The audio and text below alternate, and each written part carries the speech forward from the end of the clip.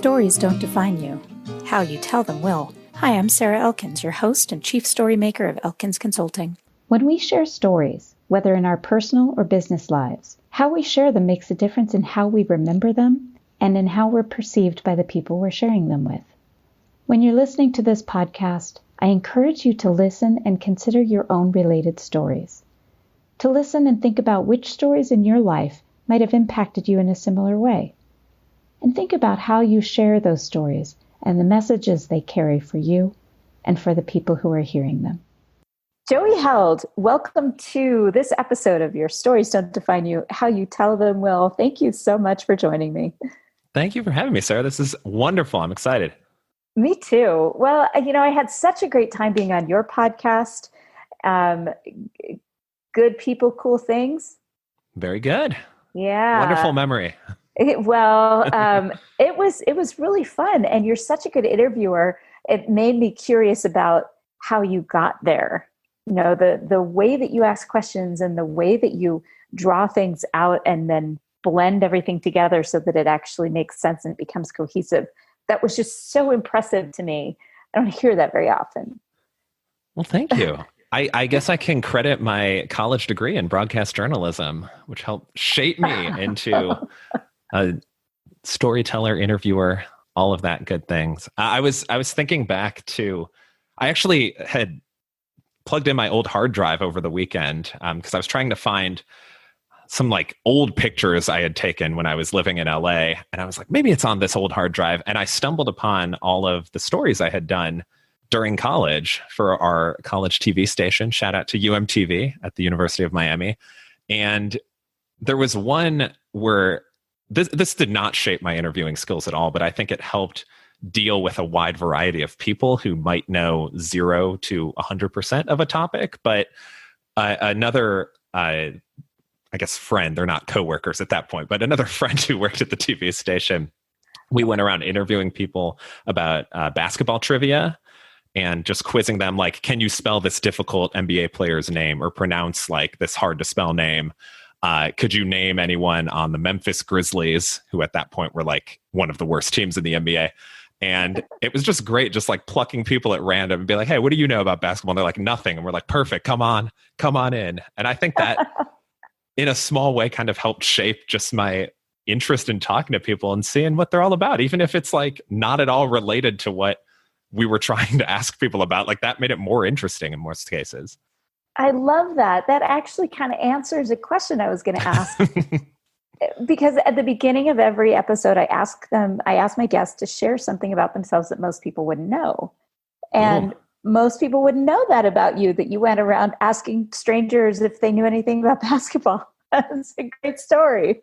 Yeah, that inspired a few other bits like that too. I mean, it's no different than like Letterman going on the street or anything like that. We weren't reinventing the wheel here, but it was still a fun time. I think my actual favorite was we did Olympic trivia and we asked people to explain the rules of curling, which I still don't know what they are. Yeah, in Miami, which is not a popular curling hotspot, but it was just really funny to see people explain. And one guy like knew it spot on, and you could almost like see a switch go off in his head. Like he turned and he was like, in curling, you do X and then Y, and here's the sweeper trying to get it. And I was just like, man, he's either memorized the Wikipedia page or is a professional curler. Or he's from Minnesota. Yeah, possibly that as well. Oh, I love that. Well, is there anything else you would want to share with our audience that people might not know about you that wouldn't be on your LinkedIn profile? And the reason I ask that is I just love to have a little context for a person as we get into deeper conversation. Well, I don't believe this is on my LinkedIn page, but I used to host karaoke at a bar out in LA, and I was not working at this bar when this happened, but the bar's called Gaslight in Santa Monica, and its claim to fame, I think, I mean, it's open 365 days of the year for karaoke, so that's already one pretty hectic claim to fame, I guess. But it was featured on a Funny or Die video with Jewel, the singer Jewel, who dressed up as a homely woman and came in, and she was part of an office party that was just doing karaoke. And she was ironically named Karen, which is now like that is ironic. The least Given the circumstances. desirable name right now. Yeah. And all the other coworkers would come up and be like, Karen, like, you're going to come up and sing later. Come on, Karen, get up here. She's just like, no, I can't sing. I'm not a singer. And then finally they talk her into it. And it's Jewel, who's a great singer. And she sings a Jewel song and just like blows everyone away. And then like later came back as herself. And so they're like interviewing people who I would regularly see in the bar and like interact with when I was working there. And it was just funny seeing them like marvel at Jewel as Karen singing these really impressive vocal songs. Oh, I love that. I've always wanted to see something like that happen, to be the audience member that sees that experience. Oh, it even just the video. I can share a link afterwards, but even just the video is like just so entertaining just to see everyone's reactions. And they get a couple of great, just like slack jaw, like mouths agape. Wow. Like Simon Cowell. Oh yeah. Like in The Voice. Yes. Yeah. He's blown away. Blown away. Yeah. Oh my gosh. So do you sing then? Because you have to be able to sing, yes. right? Yes. I like to think I'm more of a karaoke performer than a singer. There are certainly some songs I can nail very well, but I will also try to tackle like a Whitney Houston or, someone who's probably not in my range, but still at least try to make it entertaining.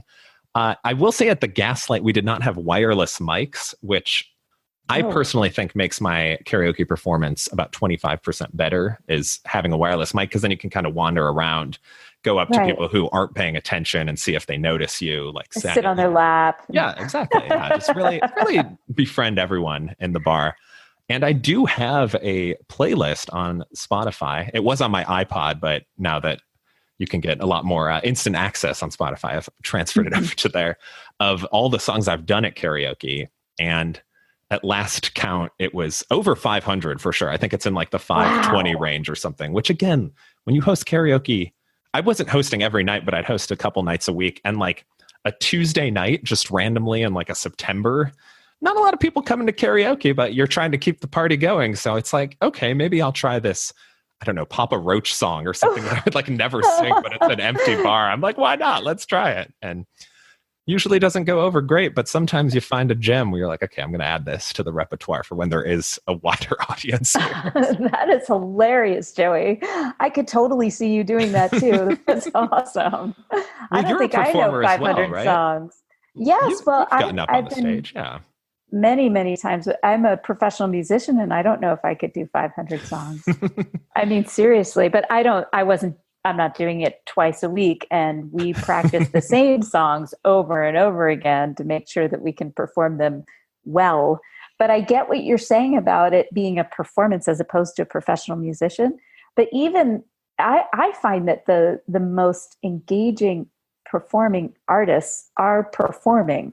It's not just singing. It's not just playing your guitar. One of the people that I saw that totally turned me around on their music was Jerry Joseph. Oh. So he's out of Portland. Do you know him? Do you know? I've heard the name. I don't know if I could name any songs, but he's crazy talented. He's totally shy. And when I first started hearing him play, he comes through Montana every year. Super talented musician. My favorite song that he does is called Thistle. And it's actually about a town called Thistle that was, they blew a dam and flooded Thistle. And the song is as if there's a guy who still lives down there under 100 feet of water. And it's just really a thoughtful song. The lyrics it's just a great story. Of course, I like it because it's a story. But when he performs, now my husband and I went down to Livingston, Montana. Our band, Rocket to Uranus, yes, that's the name of our band. It's a 60s style rock band. I wear go-go boots and mini dresses. It's really fun. We had a gig at the Murray in Livingston, which is a pretty well-known bar. And it was on a Saturday night. And we went down on Friday because Jerry Joseph was going to be playing at the Mint Bar on Friday night. So we went down there and rented a hotel room, checked in, and then went to go see Jerry. Now, Jerry didn't start until probably almost 11 o'clock at night, but he played until 1 straight, like 2 full hours, didn't take a break. And I was standing right up front dancing with some other people, and he just draws you into his energy field. Even as a shy performer, there's something about his dynamics, the way he's quiet, then he's loud, then he's quiet, then he's loud, and he just draws you in. We got back to our hotel room at like 2:30, 2 or 2:30 in the morning. And I swear I was far more exhausted watching him play than when we play for a 3-hour gig. Like, that's the kind of energy. So I can imagine you as a karaoke host being able to kind of get that energy going. And you have to sometimes. Like, it's just, if it's a dead evening, or even when there's a lot of people and they're not like super into it, like, you know, someone picks, not to critique anyone's song choice out there, but if you pick like Money by Pink Floyd, someone chose one time, which I don't know if you've listened to that song in a while, there's a 3.5 minute instrumental break just thrown in the middle of there. And like most people, when that happens, they don't really know what to do. So they'll, you know, anytime there's a lengthy break, sometimes people just sit down on the stage, and I'm like, you're admitting defeat just by doing that. You're like, I regret this choice already. But it's always like, it's always fun to see the people that are really engaged in it. And like, I think the basic rule of karaoke is if you're having fun, I think the audience is going to have fun too. But if you get up there and you're kind of like, yeah, my friend's making me do this, or like, I only pick one song every time because I'm just like, I need to be perfect on it all the time. It's like, no, like, have fun. If you can't hit that high note and you have to do like a death metal scream instead, like, live it up. Why not? Don't live with regret. Yes. Just try. Oh my gosh. That just reminded me. I actually did karaoke a few months ago, like before everything shut down. And some guy who was a great singer, he did a song. Somebody asked if we would do a duet. So we ended up doing Summer Lovin' from Grease. And I had never done that song. We had so much fun with it. But you're so right that it's really about, are you having fun? And I find that that's the case in every circumstance, whether I'm speaking as a public speaker, like doing keynote or workshop, or whether I'm performing a story at a live storytelling event, or whether I'm singing. People can tell when you're having fun on the stage. And oh, absolutely. It makes them have fun. And, you know, this actually is a really great kind of transition into the whole reason I wanted to get you on this podcast. Which I know we go around in circles sometimes, but most of my listeners appreciate it. It's very organic. Was because I wanted to talk about some, as two podcast hosts, wanted to talk about some of the more difficult conversations we've had to have, like where we have to tell somebody about something they're doing or something we're doing that we know is going to be awkward, and or calling somebody out on bad behavior without making them defensive, because that's, you know, you're just going to shut them down. You're not going to win any arguments. You're not going to advocate for anybody if you shut people down like that.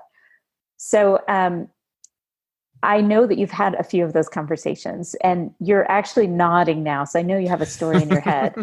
So we can see each other, but our listeners are just listening. So tell me about that.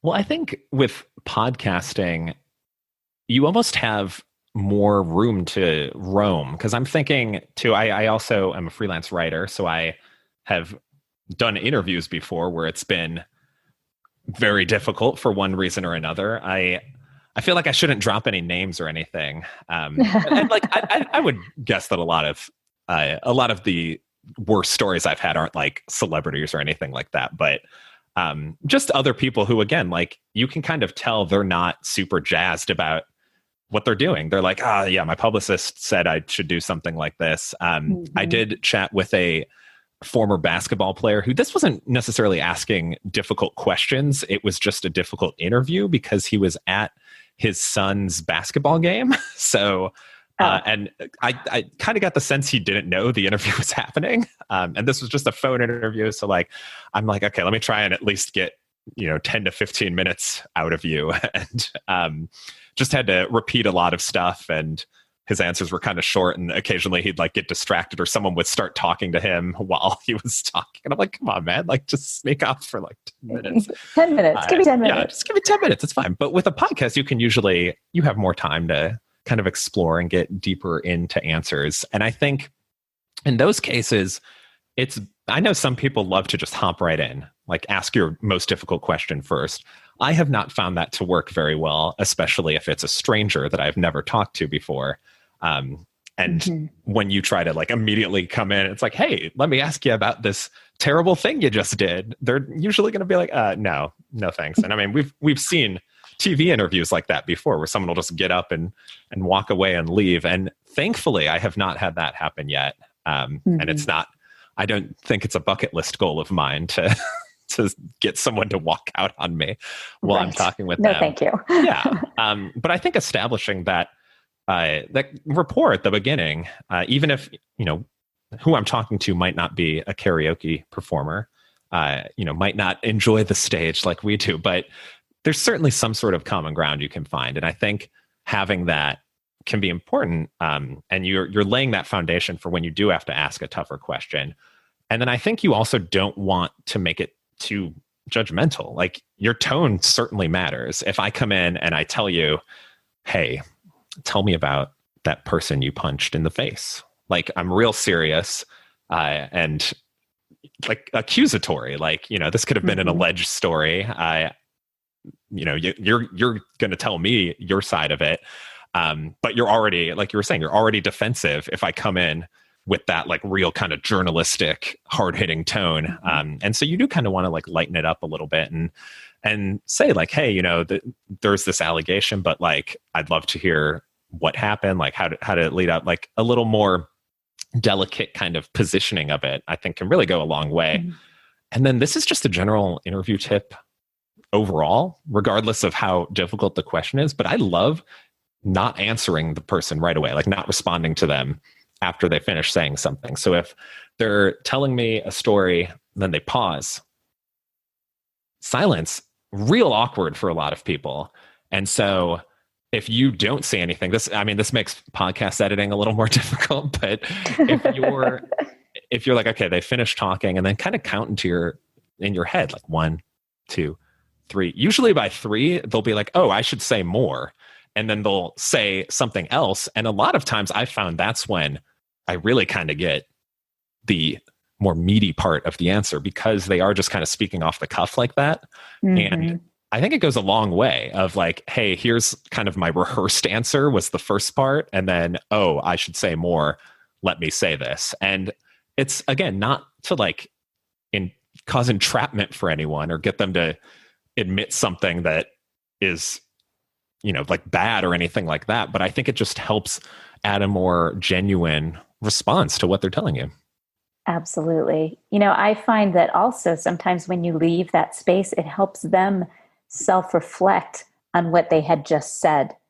So when I would facilitate meetings that were difficult, that there'd be a lot of tension, sometimes I would repeat something back to a person that they said, and they'd say, oh, that's not what I said. And I said, well, that's what I heard. Did anyone else in the room hear that? And they'd be nodding. And he's like, oh, and it gives the person a chance to rethink or self-reflect, or maybe present something in a way that they realize they've been misunderstood. And because so many times we have that instant reaction to something someone says, and then, as my friend Amber Johnson would say, then you've frozen them in time, and they don't get a chance to rethink what they said or to present it in a different way so that they're less misunderstood, or what comes across as less bigoted or less obnoxious, because they hear it back at them. Have you had an experience like that? I would say less so on podcasts, but certainly in interviews before. And I think that is a great strategy, what you said of like saying it back to them. I think it's just human nature that we, like, if you were to say, hey, let's go back to 10 minutes ago, and you recite verbatim what you just said, I'd be like, I don't know. Something about karaoke and having a good stage presence. But like, I couldn't tell you word for word what I said, and you might hear something different in that.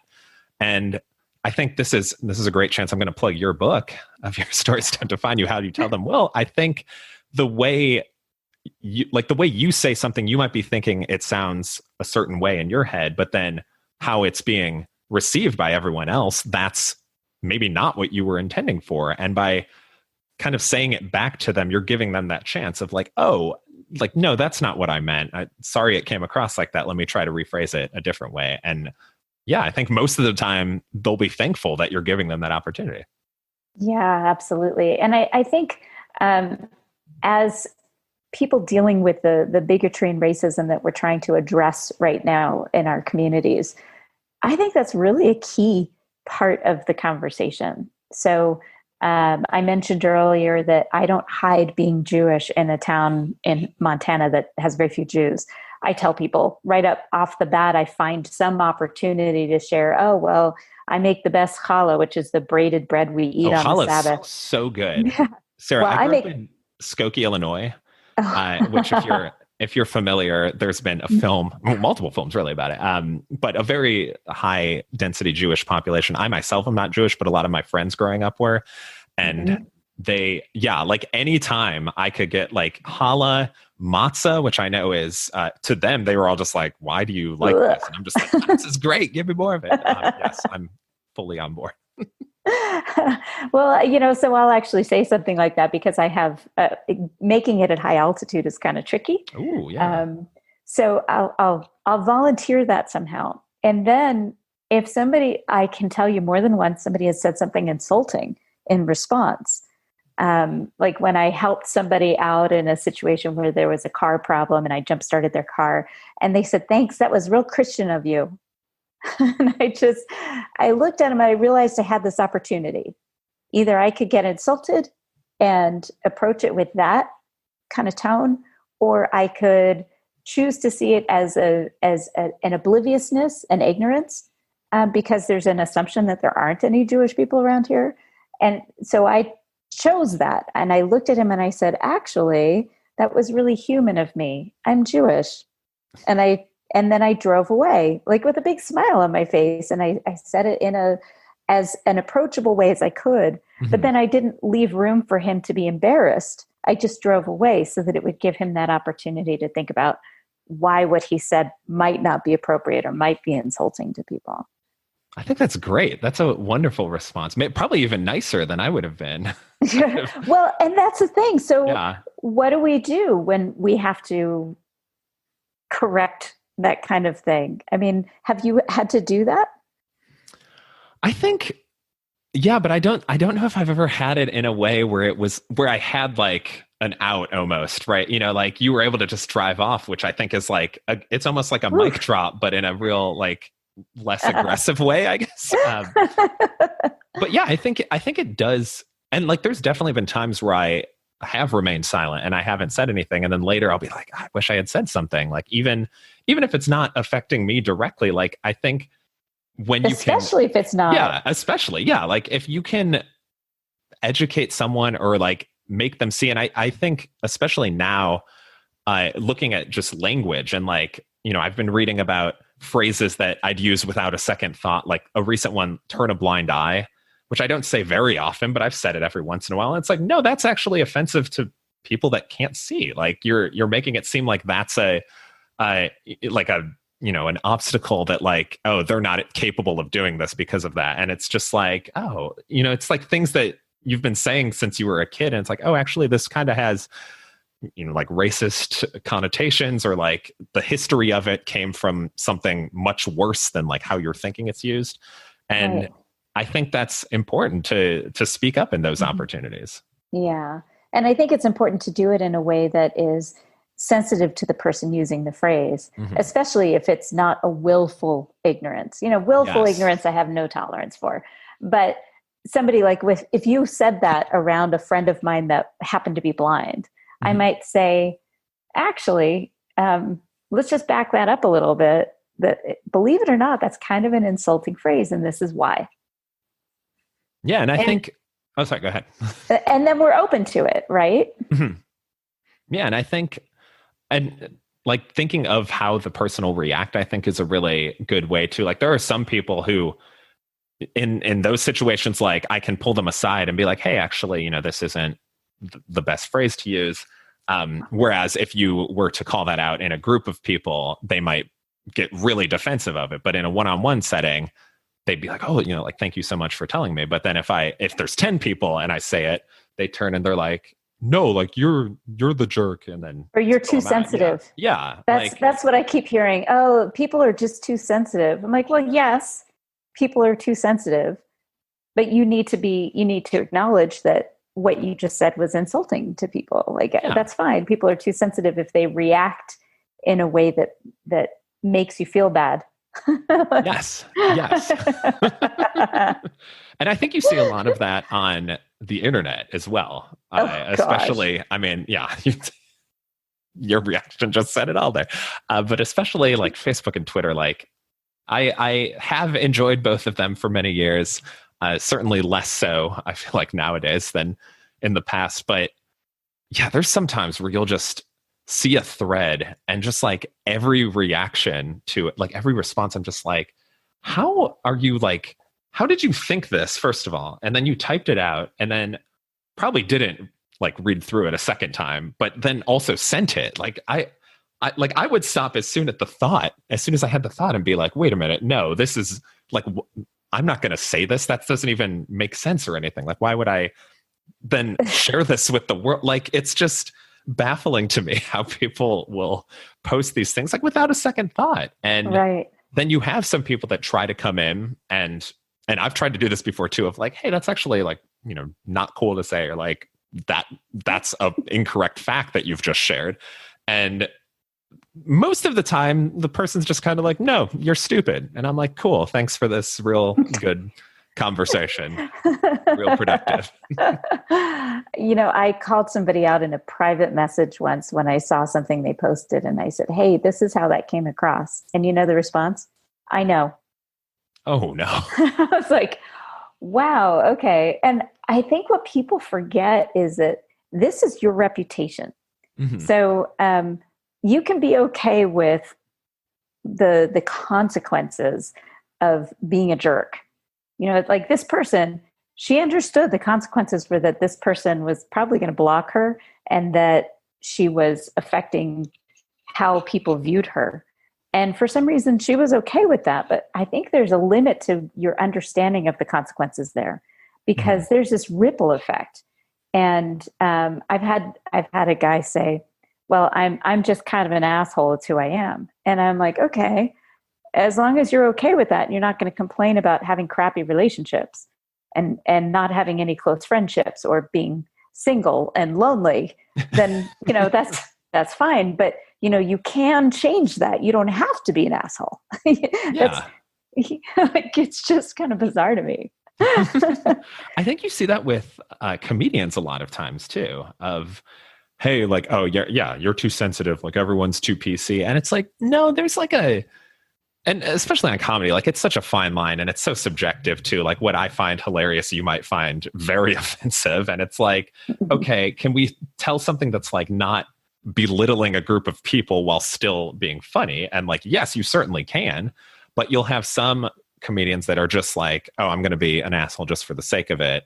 And then when people are upset about it, be like, oh, you just don't get it. Like that's not, you're just not my audience. Yeah. But then I was just having this discussion with a friend recently too about like this sort of, and it's usually like a white male, like me, but I like to think I'm not as much of an asshole. But they, they'll make just some like real offensive comment that's like not funny, but they'll defend it by saying, you're just too sensitive about it.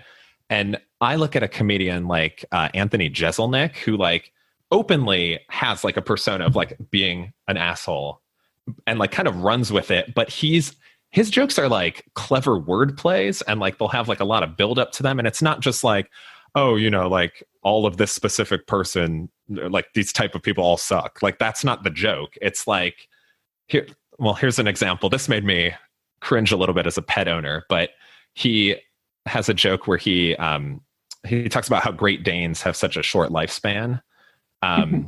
Like they're 6 to 8 years usually, and then they'll unfortunately die. Right, because they're so big. Yeah, large breeds are usually shorter lives. Yeah, and he said that he's like, like they're called the heartbreak dog. He's like, but you know what? I think with the right treatment and care, I can cut that time in half. Oh. a perfect college dog.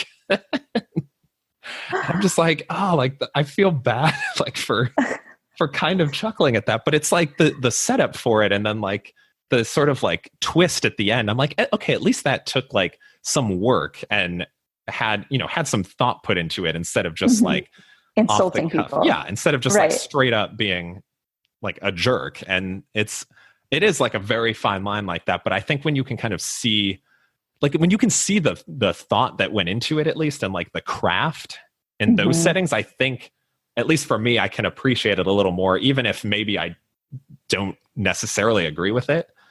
That makes any kind of sense. Yeah. It does. Well, it actually comes full circle to having fun.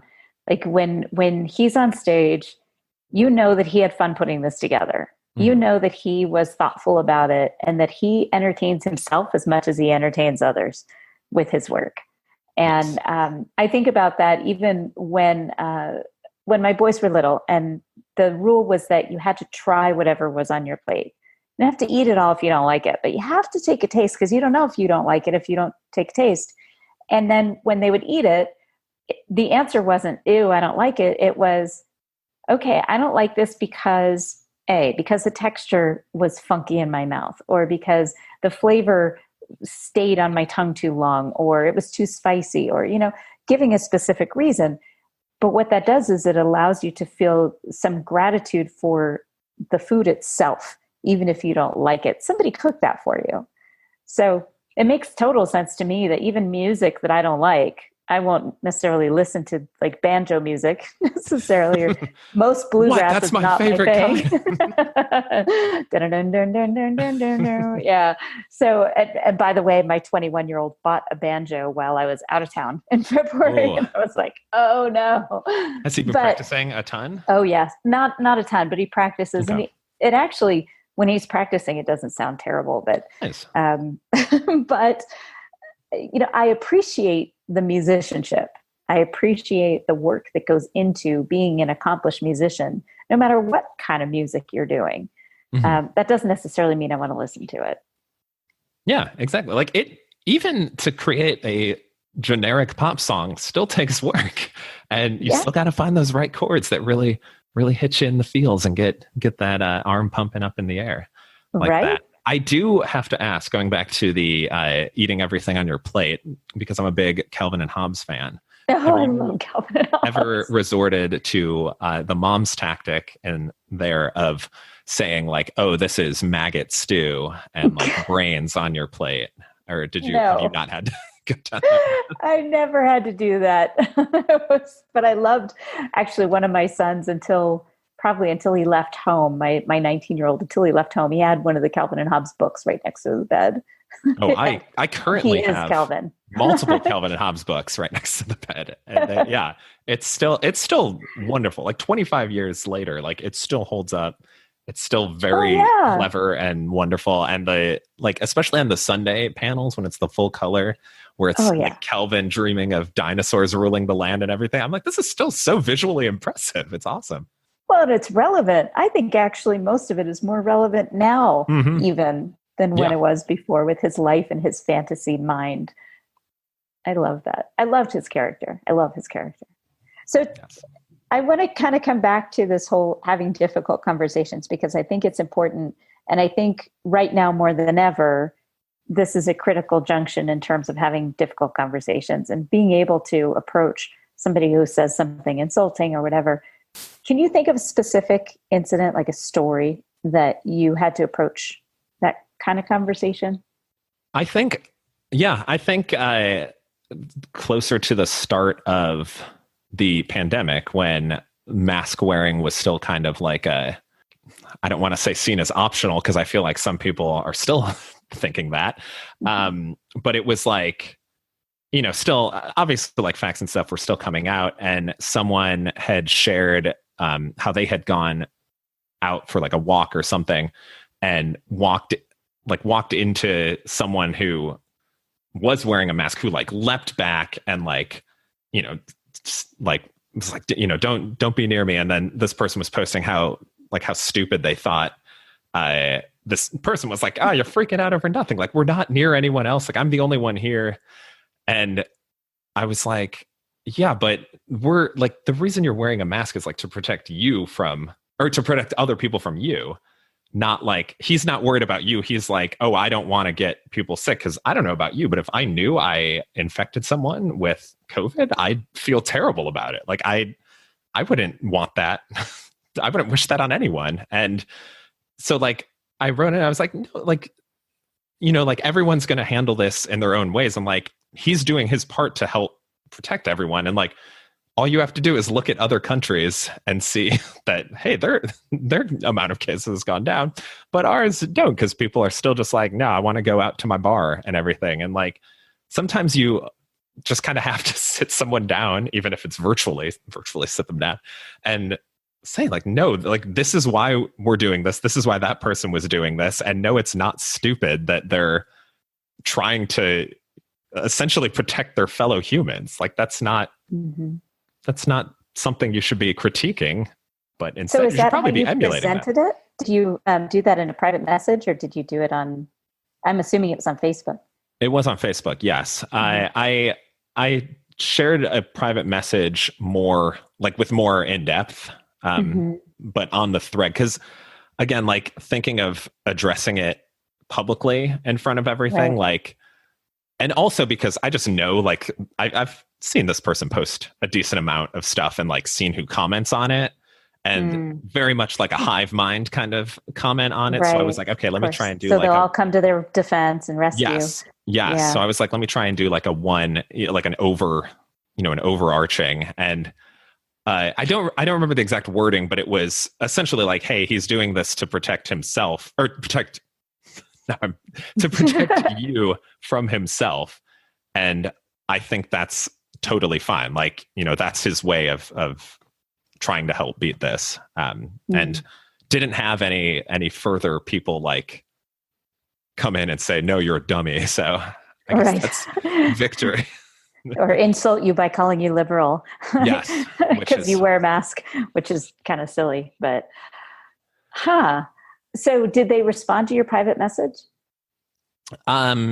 No, actually, no. They said I got the read message, or the read receipt, but didn't. And like, again, I think personally, and this happens anytime I send a message to someone, especially if there's a question in it and then they don't respond, and I'm thinking like, like, they can't even take the time to respond. But then I'll hear like, oh yeah, I was dealing with like 6 different things and like read your message, and there's not a way on Facebook to like unread a message. Unread. So that, right. Mark it back unread. And like, and I've certainly done that during the pandemic too, where like someone will text me and I'm like, I look at it, I'm like, I can't respond to this right now, but I'll get back to it. And then it just totally slips my mind. So I'd like to think that was the case there. Like, he read it and like digested it at least. And this is a person who like will at least consider other viewpoints. Like I've found him to, you know, if someone shares something that's like counter to what he's thinking, he's not immediately going to reject it. So I like to think he at least generally a thinking person, a thoughtful person. At least, yeah. Well, you know, that turns it around in my head, because I've done that before. I did that recently when somebody was complaining about a woman that was, you know, giving a lot of space. And I said, well, you don't really, you are complaining that she doesn't know all the stuff that you're going through. But did you consider for a second that maybe she has the virus and doesn't want to share it with you and your kids, or that she has an elderly parent at home and she's trying to make sure that she doesn't get the virus so that she doesn't bring it home to that elderly parent? Or maybe she has a child that's being treated for leukemia, and if she brings COVID home with her, then that child's going to die or likely to die. So, I mean, there are a lot of things you don't know about her and why she reacted the way she did. She's stressed out too, and you don't know why. And so that's how I presented it to her. The other side of that is I had somebody reach out to me and say something about something that I posted. And my initial response was to be defensive and kind of angry. Like, who are you to? And then I did stop and think about it. I did respond to the person. Hey, thanks for the thoughtful message. I'm going to consider that. That doesn't mean they changed my mind necessarily, But if I'm going to reach out to people and expect them to be thoughtful about what I say, I have to be thoughtful about what they say as well. Mm-hmm. And I think that's a perfect way of putting it. It's like, yeah, you probably are going to be defensive when someone tells you that. But once you take the step back, and I think this is like a great rule for life. Remember the old days when we'd send actual letters to people and it was like, hey, write the letter in the night, but then like sleep on it before you send it.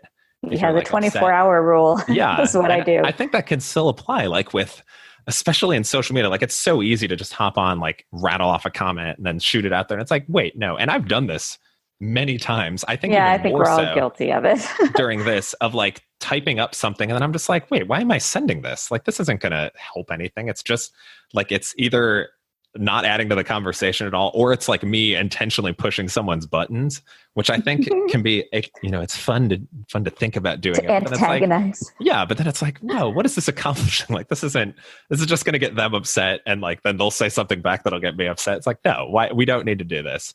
And right. I think like having that sort of like frame of mind to step back, even it doesn't have to be 24 hours, but even for just like a minute, and reread what you're about to post if it's an online thing, or like think before you're about to say something, which is like a rule we're taught when we're 5, but it seems like it's harder to remember nowadays. Kind of gone now, isn't it? Yeah. Like just take a step back. It goes back to being silent. Like just be silent for a few seconds and good things usually come. And sometimes the end of your silence is just more silence. You're like, okay, that's it. Like don't need to add anything. And that's totally fine too. Right. And comes back to asking the right question to get at the underlying reason for the bigotry or the insulting language somebody's using. Like, who was it that influenced you in this negative way? Who, and obviously putting it that way is going to set the tone in not a great way, but kind of digging into the story behind why somebody thinks the way they do. And again, approaching it with curiosity instead of judgment. Do you remember a specific interview you've done on your podcast where you were able to kind of accomplish that?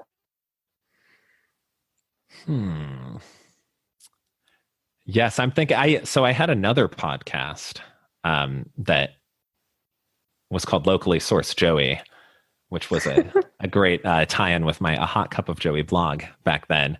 And I'm trying to remember now if this interview was from that podcast or the other one. But, well, either way, I think one that came to mind at least, this is definitely on the Locally Sourced Joey podcast, but it's close enough. It's fine. It's all my brand. It's fine. But with, and I think this was like less antagonistic, but I think it definitely came from a curiosity point, was the creators of Big Swig sparkling water, which is a Texas brand out here that makes sparkling water, but it's primarily kind of funky flavors. So like my favorite one of theirs is Party Pickle, which kind of tastes like pickle juice sparkling water. Sounds weird. It's pretty good. It's pretty refreshing, especially pair it with some barbecue. It's very nice. And this one, again, like the benefit of being in person, I know you're a big believer of that. Obviously, world situations sometimes prevent that, but we recorded this at their offices. And so it was the two co-founders and I chatting, and they made cocktails for us. So we're having these like sparkling water cocktails while we're chatting. And I think one of them especially like seemed kind of short at the beginning, like not like he was mad or upset or anything, but it was just kind of like, my answers are like a sentence and that's it. And so I was like, okay, I bet I can work on him a little. He's probably nervous. Yeah. And it's like, okay, let's get this in. So I asked, because I'm a big fan of kind of like failure stories. I think those usually provide for better entertainment. So anytime, and I fully expect your answer after this, but anytime I'm talking with a musician, I like to ask about their worst gig. So thinking about that during this. But I asked them, like, what are some of the flavors you tried that failed, that were just like spectacular? Like you thought, hey, this will like blueberry cheesecake will be great. And then you sipped it and you're like, oh no, like that's awful. And it really kind of got them to open up, and like the rest of the interview, you can even really hear it on the episode. Like they just sound more like enthusiastic and they're kind of more into it because they're like, okay, like, like we can do this. We just talked about like, one of the worst parts of like, of what we've been doing of like, hey, we had all these great ideas and they didn't go anywhere. And like, now we're doing okay. And so it kind of helps set the tone. And you're like, hey, I'm not here.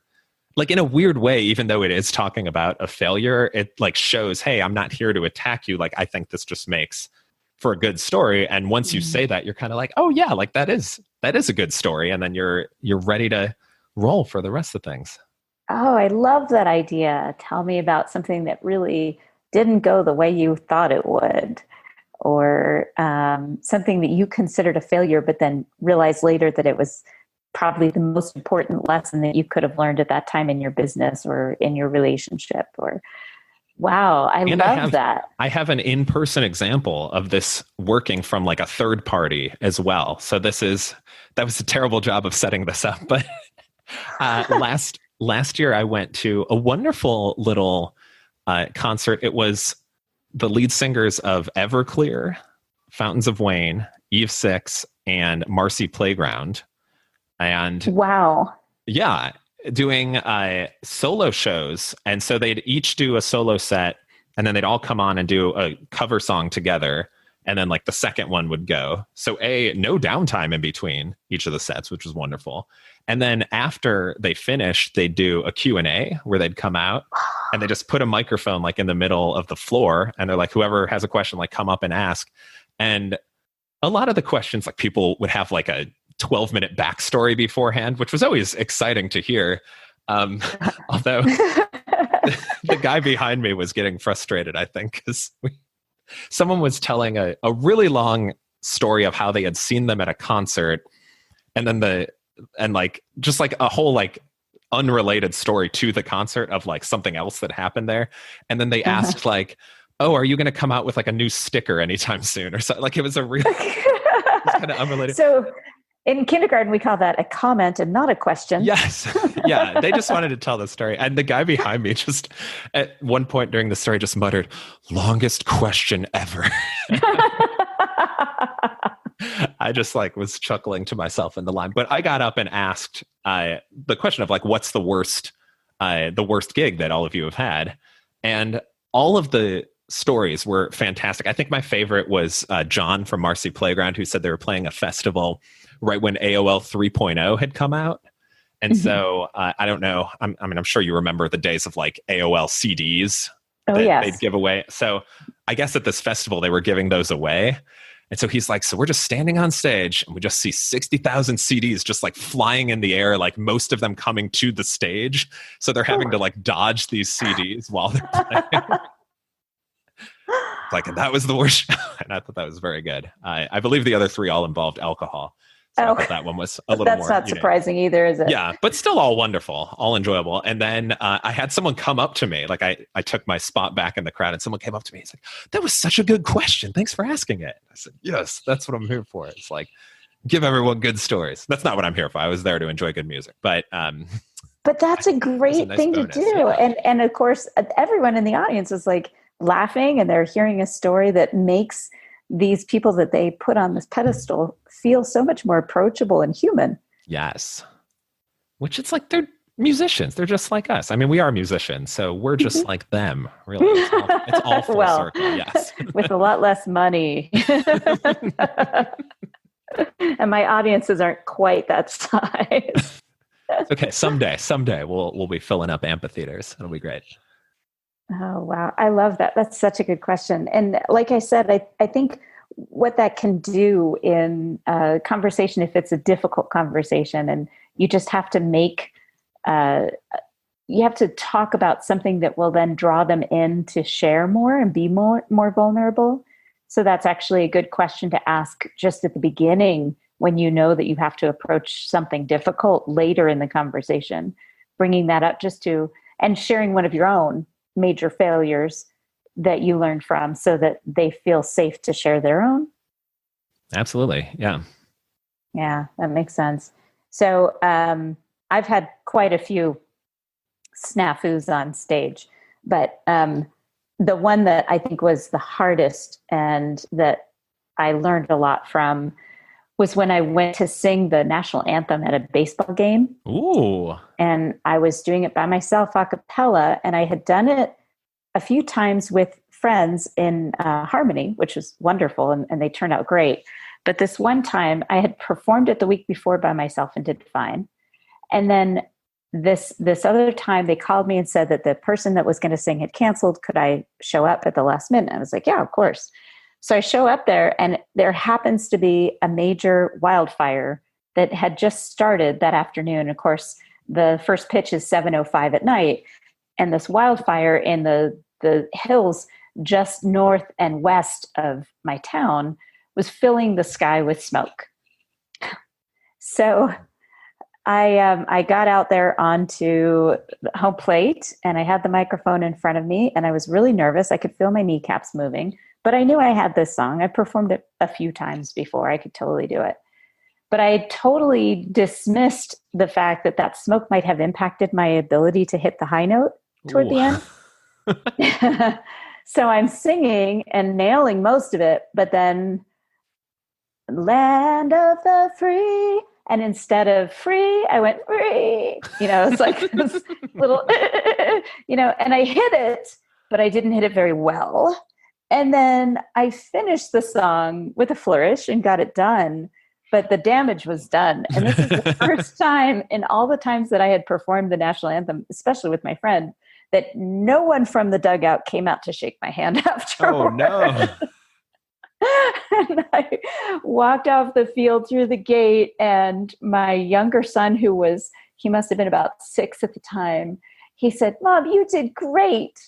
And I looked at him and I knew exactly what he was doing. He's so sweet. He's such a sweet kid.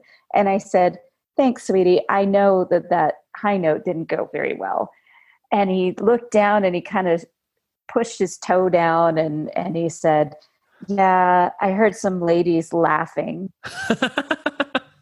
And you know what I said to him? And this made me go, oh my gosh, I've done that. Like, I've made faces when people didn't do well, especially on that note.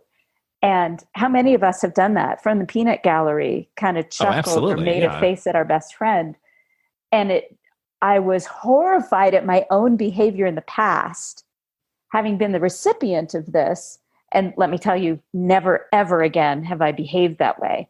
But what was interesting was that I said to Max, I said, if you ever see something like that again or hear something like that again, you need to say something.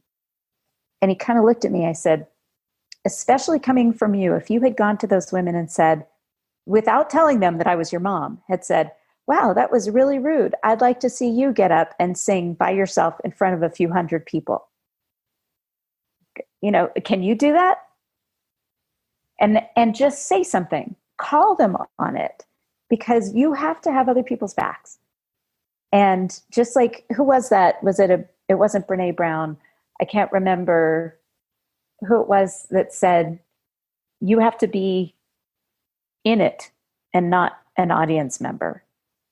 Like, don't take any crap from people who are in the audience if they've never been where you are. For some reason, I'm blanking on the quote and who that was. But anyway, I think that was a really important lesson for me and for my son. And let me tell you, he's always backed up people and been kind of the go-to for people who are being bullied for that. And I think that contributed to it. That's awesome. And I think in a lot of cases, you might not even realize, like, it goes back to what we were talking about before. Like, is this a kind of a willful ignorance, or is it just like, tough break out there? But like, having someone tell you that, it's like, oh, okay. Yeah, maybe, like, I didn't even consider that. It's like, that's a person with feelings out there. Like, I shouldn't laugh at them, especially if I am not capable of going out. Like, I couldn't go out and sing the national anthem well, at least. I could do it. I think I remember all the words, but... So maybe I should be supportive and be one of those people that says, yes, you can do it, instead of one of those people who goes, ha, ha, ha. Yes. I don't want to be that person.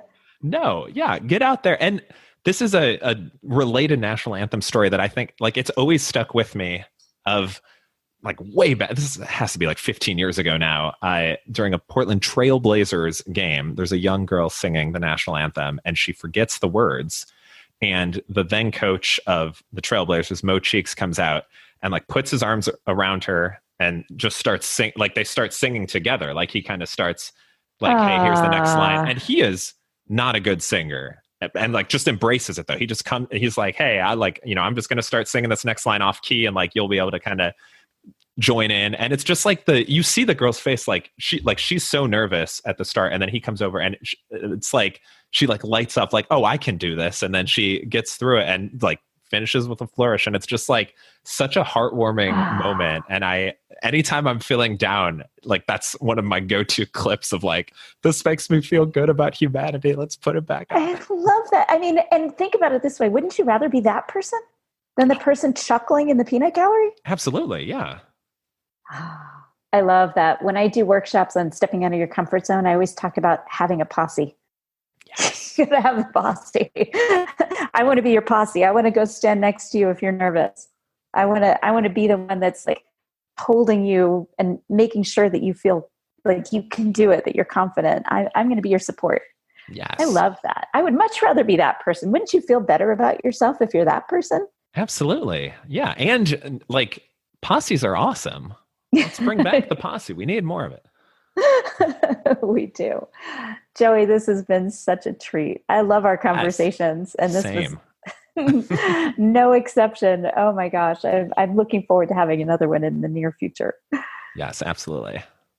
Well, thank you. Do you have any other stories you want to share? I love the one about watching that video, because that totally fits with everything we're talking about, and having difficult conversations and being a support person and having fun and making sure that that's what people see, because that's our audiences. They want to see that we care about what we're doing and that we're having fun. Absolutely. I can share one more story of a time I got banned from a Chinese restaurant. I think this ties in nicely of not really understanding where the other side is coming from. But this goes back to my study abroad days, or I guess college days, when we were studying abroad in China, and we were at a restaurant we had been to. I do not remember the name. So it's possible I could walk into this restaurant, not know I'm banned, and hopefully just be asked to leave and no further penalties or anything like that. I also don't think they took a picture or our names. So like they probably won't remember. I'm sure the statute of limitations is passed by now too, so. They won't recognize you. Yeah, I'll be totally fine. But we went in, and we had a graduate student with us who was fluent in Mandarin. And so she was able to order at restaurants like these where they did not speak any English. And so she put our order in the first time we went, and it was phenomenal. It was just like everything was so good. There was our star dish was a beef. It was just like a beef and noodle dish, but like had this sauce with it that was just like the greatest thing. I can't even describe the sauce, but it was like the best thing. And so we're like, okay, like later in the trip, we're like, we need to go back to this place. And so we go back, she orders the same stuff, but different stuff comes out this time. And it's good, but it's not the best. And so she's like, the graduate student says, okay, she's like, I'll fix this. Like, let's get them over here. And so she calls over the server and presumably is explaining, hey, this isn't what we ordered. And they're kind of like raising their voices a little bit. And then the server leaves, brings back a manager, and the manager comes in. They're again kind of getting in a shouting match. And a third person comes over who I'm assuming is like the owner, maybe. And everyone's just like yelling at each other about everything. And then the graduate student just goes, okay. And the three of them walk away, and she's like nodding. And then she turns to us and she said, we're not welcome back here anymore. They've asked us to leave. Yeah. And we were like, do we need to go right now? And she's like, no. They said we can finish our meal, but we can't come back after that. And I think it just stemmed back from like neither one willing to admit like, oh, maybe I ordered something different last time, or like maybe I misheard you this time, but just both being kind of their own stubborn selves. And we're just sitting, like I was still eating, watching it. I was like the Michael Jackson popcorn gif of him just popping popcorn in his mouth. I'm like, what's going to happen next? This is great. And also like kudos to all the other diners at the restaurant who like did not stir at all. Like they're just having their own conversations and it's like not even turning their heads at all to see what was going on. So I don't know if this is a regular occurrence or if they're just better at not, drawing attention to a scene, and they're like, we'll just let this happen. We'll keep eating. So it was a great time. I have mixed feelings about that. Part of me, if they understood the whole conversation, part of me would hope that one of them would say, hey, I think there's a misunderstanding going on here. But I think that's part of what has been bothering me so much about all of the conversations happening right now is people not saying something, not wanting to get involved. And in most cases, whatever, you don't want to get involved, don't get involved. But there's so many situations where if we don't get involved, things get worse, especially face to face. Obviously, Facebook is not the place to get involved, but But really, I think it's really important that if our listeners take anything from this conversation, it's that you do need to get involved. And those conversations don't have to be as ugly as you might think if you approach them with curiosity. So I think that's how we would leave that for our audience. What do you think? I agree. Well said. I can say it in my voice as well, and we can dub it over, and we'll say it together. Score. So Joey, if people want to get in touch with you and learn more about what you do, and maybe just a quick description of what you do in terms of your income producing activity, which is not the podcast, I don't think. No, it is. That is not the main source of income. Although I do have a shop on my podcast site, so that's a nice little, there you go. One of my many little side hustles. By day, I work at a marketing communications agency, so helping a lot of B2B tech clients essentially share their stories through PR, social, digital content, all different kinds of stuff. And then I'm also a freelance writer, again, going back to the curiosity angle there of just wanting to learn more and write about stuff. And primarily have written about, I'd say, music, sports, and just general kind of like business are my three main ones. Although I have been writing a lot about sleep lately as part of a series of posts, and realizing that I do not do a lot of the things that experts recommend you do before bed that I think could maybe help with some better sleep. So happy to share all of those. You can find me on LinkedIn, Joey Held. Very easy. I think I'm the only Joey Held on LinkedIn. That might not be true, but I've never seen another one. So clearly there can only be one. There can be only one. Yes, there can be. You got to have the structure of that sentence accurate. Otherwise, inflection. It's not the same thing. Yes. That's a great movie. There can be only one. Thank you, Sean Connery. Sean Connery, true. He was so good in that movie. He's good in everything. He's wonderful. Except The League of Extraordinary Gentlemen, which made him retire from acting. But that's a story for another day. And then I always love hearing from people at my site as well, goodpeoplecoolthings.com. And if you have any basketball fans, I'll plug my Crisp Bounce Pass newsletter, which today's issue was about Parks and Rec, the show, and all the NBA cameos on it, of which there are a handful. So it's always wonderful. It's about basketball, but it's more like basketball and pop culture. So I like to say non-fans can still find enjoyment out of it. I love it. Well, I forwarded your newsletter to my brother-in-law, who is a basketball fanatic. So, and I can recommend it even as a non-basketball watcher. Well, thank you. Yeah, it's good. It's entertaining, and it really puts things. I like the way that you use it for analogies and metaphors. So it's pretty cool. Thank you. Well, thank you, Joey. I'll be in touch, and for our listeners, I will have links on the blog post associated with this podcast, so you can reach out to Joey. You can sign up for his newsletter, and definitely go listen to his podcast, Good People, Cool Things, or Cool Stuff, Cool Things. Cool Things. The episode with Sarah is very good. Would recommend. Thank you. It was really fun. So I'll have a link to that. And then I highly recommend that podcast because it's pretty entertaining. And I love that there are these unpredictable inspirations that pop up through those episodes. So I like that a lot. Yeah, it's a good time.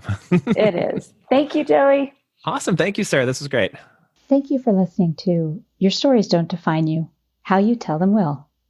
If you're planning an event or company retreat and want to bring in a memorable, entertaining, and highly practical speaker as your keynote speaker or workshop facilitator, please visit us at elkinsconsulting.com to learn how we can help and provide a memorable keynote or breakout session. Thank you. I look forward to hearing from you.